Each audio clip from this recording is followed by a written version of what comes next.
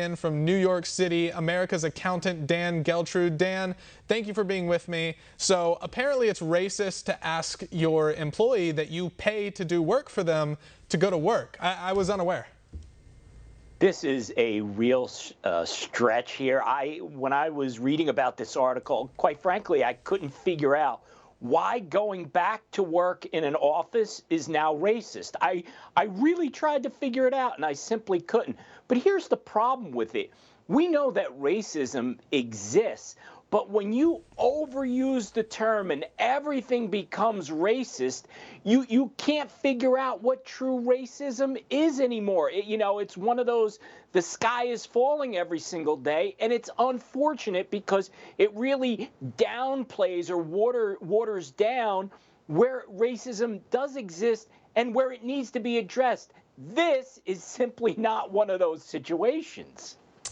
Yeah, no, exactly. When everything's racist, again, nothing is racist. And I wonder how much COVID, I'm assuming these Apple employees, they all went online during COVID. So they had a little bit of time to think, all right, how can I stretch this out for as long as possible? How can I extend this? I like working from home. And then all of a sudden, oh yeah, it's racist if you ask me to come back to work. I do have to ask though, am I being racially discriminated against? Because I'm in the studio right now, so I might have to see what benefits I can get from my employer for this, because apparently I'm being racially discriminated against for coming to work. Well, according to what's happening at Apple, I guess you would start a petition and then go through the process Unionize. From there. That's right. That's right. Now, speaking of unions, by the way, I want to shift gears here a little bit and play this clip of AOC.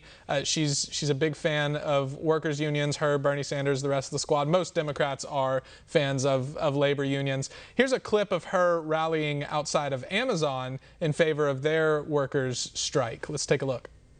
If you can go to space, you can give our workers a bathroom break. Ain't that right?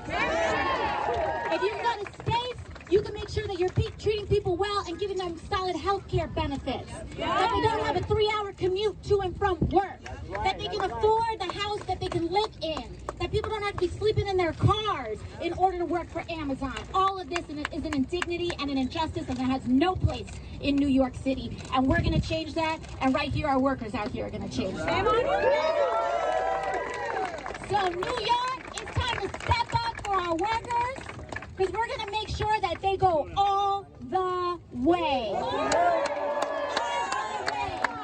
We've got their back. We've got their back. And if Amazon and Blue Origin wants $10 billion contracts, and if they want $100 million tax breaks from the state, well, they got to do their end of the deal too. All right?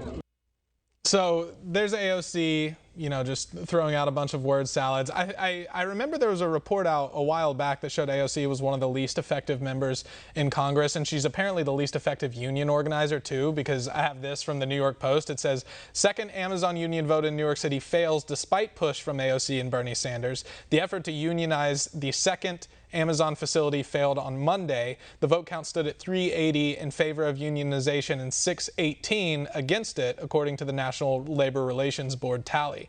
The Staten Island facility, codenamed LDJ5, employs about 1,600 people.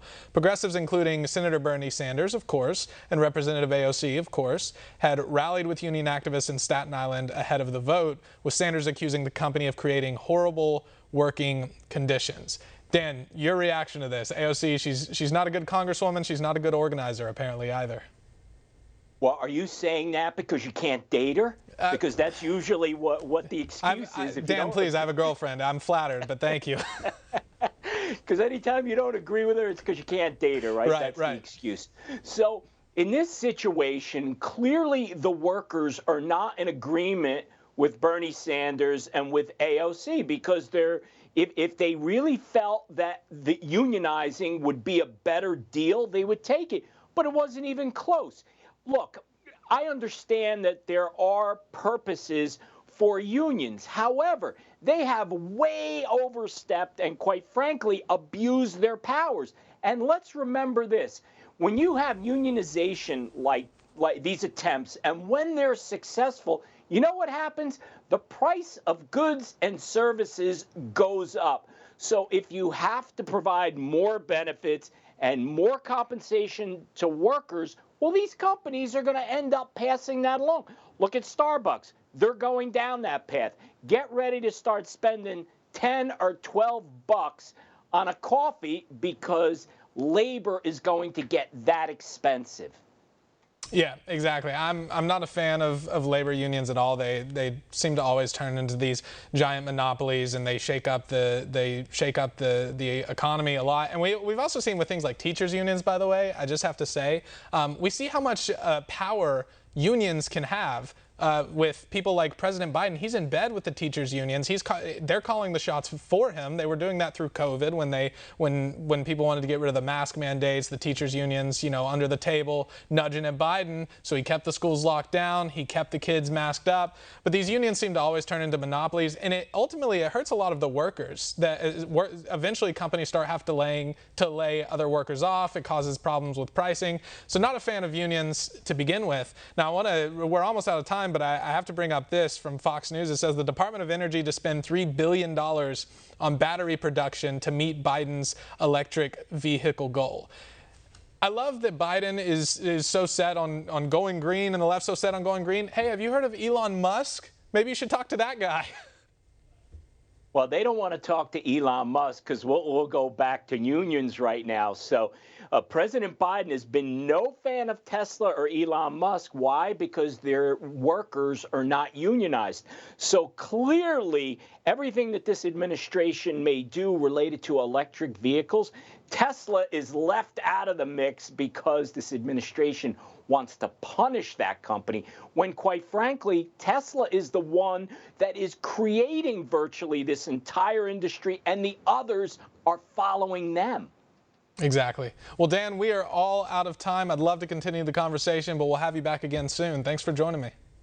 Thank you. Coming up.